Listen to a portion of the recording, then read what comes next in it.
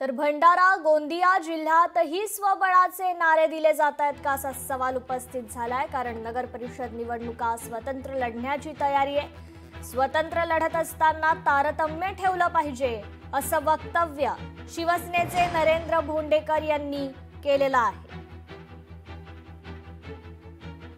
नगर परिषद आणि नगरपंचायतच्या 8 निवडणुका आहेत आणि भाजपने आताच काही दिवसांपूर्वी स्वतंत्रची भूमिका घेतलेली आहे। तर आमची सुद्धा स्वतंत्रची तयारी आहे। आम्हाला अंदाज होता असं काहीतरी होईल, परंतु ह्या सगळे लढत असताना आम्ही आमच्या कार्यकर्त्यांना सांगितलेलं आहे की मित्र पक्षामध्ये मतभेद होऊ नये यासाठी आपण तारतम्य ठेवायला पाहिजे।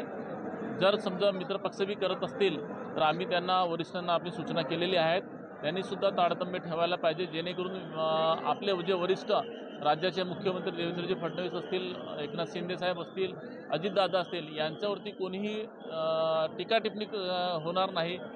भविष्यात त्यांना उत्तर देण्याची गरज पडल्या नाही पाहिजे, यासाठी आम्ही आमच्याकडून तारतम्य ठेवण्याचा प्रयत्न करतो।